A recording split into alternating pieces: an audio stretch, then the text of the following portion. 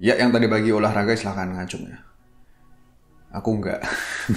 Bangunnya telat ya.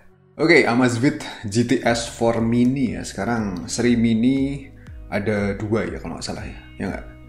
Ada GTS 2 Mini dan yang terbaru adalah GTS 4 Mini. GTS 3 Mini tidak ada. Nggak tahu kenapa. Dan keduanya cuma selisih 250.000 ya. Selisih segitu, tapi si GTS 4 Mini menawarkan improvement yang banyak bingit ya kalau dibandingin sama si GTS 2 Mini. Ini dibaca aja ya komparasi singkatnya ya. Intinya si GTS 4 Mini ini cuma minus di jumlah watch face yang lebih dikit, sama apa lagi? Bodinya lebih tebel dikit ya, cuman secuil ya minusnya ya. Overall ini lebih worth it lah. Reviewnya. Jadi si GTS 4 Mini udah aku pakai kencan selama semingguan ya. Dan begini plus minusnya.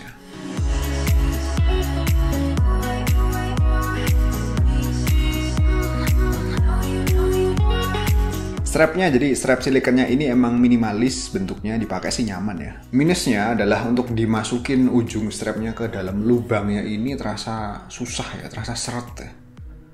Dan strapnya ini bisa diganti sih ya, bisa dicopot strapnya, nyopotnya juga gampang. Silahkan diganti aja kalau kamu pengen strap yang lebih sesuai selera ya. Dan punyaku ini strapnya warnanya unyu ya. Ini warnanya sangat aku merasa flamboyan ya ketika pakai strap dengan warna kayak gini.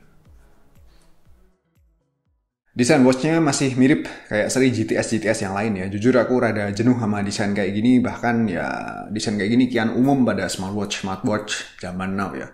Kemudian ini ya material body ya. Jadi framenya ini metal ya. Samping-sampingnya ini, silvernya ini metal. Kalau permukaan bagian belakangnya plastik, dan semingguan pemakaian ini udah lecet-lecet ya. Ya padahal cuman tak pakai di tangan doang ya, nggak aku gesek-gesek ya. Dan di sebelah kiri ada sebuah tombol ya. Ini tombolnya cuman buat ngaktifin layar, buka-buka menu, sama kembali ke watch face-nya. Nggak bisa dipakai buat nge-scroll ya. Kualitas layar ya, motionnya tidak sesmooth kayak di T-Rex 2 yang waktu itu sempat aku siksa ya. Layarnya juga tidak segede dan setajam GTS 3, ya keduanya emang jauh lebih mahal sih harganya ya. Kalau ini kan jauh lebih murah ya, cuman sejutaan. Namun di sini kualitas layarnya overall udah cukupan, yang pasti jauh lebih baik daripada layarnya Bip 3 Pro yang waktu itu udah aku review juga ya, yang kurang vibrant warna layarnya ya. Visibilitas di outdoor juga udah memadai, bahkan ada always on display, tapi selama pemakaian aku rada males untuk pakai fitur tersebut karena bikin baterai boros ya. Toh udah ada race to wake dan cukup bisa diandelin.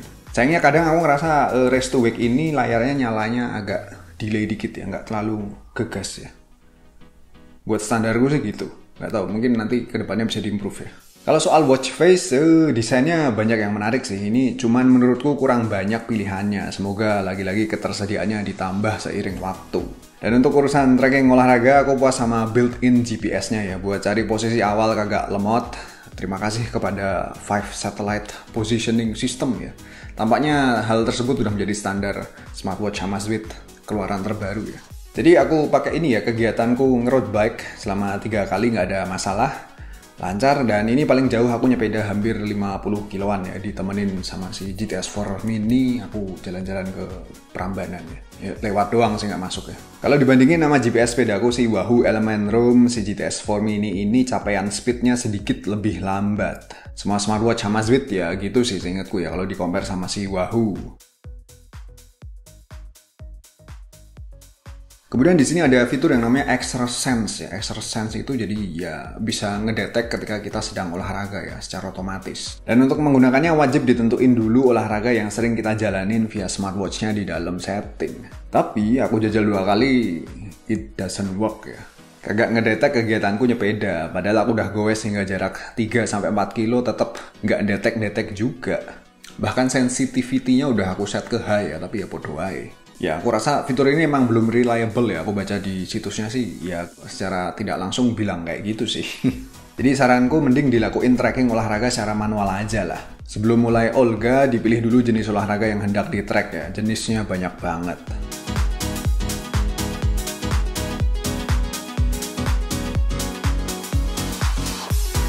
Habis itu fitur-fitur yang lain ya. Jadi aku demen dengan pengukuran blood oksigen yang kadang cepet ya. Di counternya kan tulisannya 30 detik, tapi kadang 15 detik udah kelar ya. Tapi tentu tangannya kudu diem ya di atas meja ya. Ada juga one tap measuring yang mampu mengukur 3 hal secara sekaligus, yaitu mengukur heart rate, tingkat stres sama blood oksigen, tapi prosesnya agak lama ya, 45 detik. Dan itu juga kudu diem ya. Kalau gerak-gerak pasti gagal. Dan satu lagi fitur yang jadi favoritku adalah indikator PAI ya. Jadi skornya ini bisa jadi patokanku apakah aku udah melaksanakan gaya hidup aktif guna mendukung kesehatan jantung. Ya ini sangat berfaedah banget ya. Aku umur 30-an harus concern ya terhadap health ya. Nggak kayak dulu ya. Dan tracking aktivitas tidur juga bisa banget ya pastinya ya. Ya iyalah. Dengan sajian data yang standar tapi informatif. Habis itu yang mubazir di sini ternyata ada voice assistant Alexa ya. Tapi lagi-lagi tidak support di Indonesia. Dan Alexa ini baru coming soon ya di sistem update selanjutnya ya katanya sih gitu ya. Aku pengen jajal sebenarnya ya. Tapi ya nggak bisa. Sake ya. Dan fitur sync notif juga pastinya hadir. Notif-notif dari smartphone bakal ditampilin previewnya di sini ya. Tapi untuk chat kayak WA misalnya ya tidak bisa dibales via smartwatch-nya ya, cuman kelihatan chatnya doang. Begitu pula Bluetooth call juga nggak bisa. Yang ada cuma notif telepon masuk sama opsi untuk nutup teleponnya. Ya smartwatch lain umumnya juga gitu sih ya. Kalau pengen bisa buat buat balas chat via smartwatch-nya mungkin bisa pakai Android Wear atau pakai Apple Watch. Tapi baterainya sangat boros ya. Paling cuman 2-3 harian paling. Kalau di sini kan battery health-nya edan ya 15 hari. Dan sejak aku unboxing ini baru aku cas sekali ya. Aku buka dari boxnya juga baterainya ini masih 50% waktu itu. Isi boxnya kayak gini ya, mungkin belum lihat silahkan dilihat aja.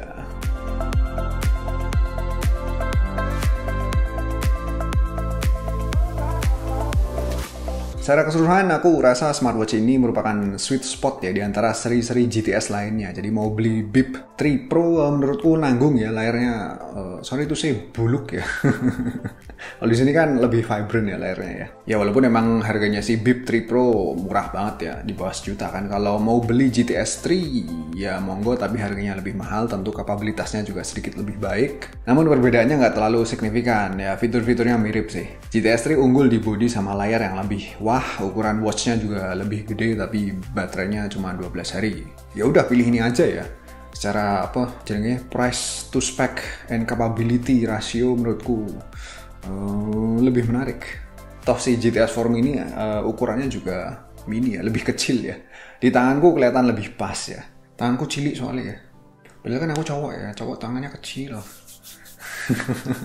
Atau mungkin buat para ladies ya, ladies tentu lebih suka yang kecil-kecil kayak gini. Ya segitu aja ya reviewnya si GTS 4 mini. Makasih udah nonton ya. Semoga berfaedah, jangan lupa olahraga dan follow juga channelku yang baru ya, Pengabdi Apple. Kalau kalian demen sama produk-produknya Apple silahkan di sub saja. Belum 1000 subs ya. Mbok di subs biar bisa tak monetisasi. Biar aku lebih semangat ya bikin konten di situ.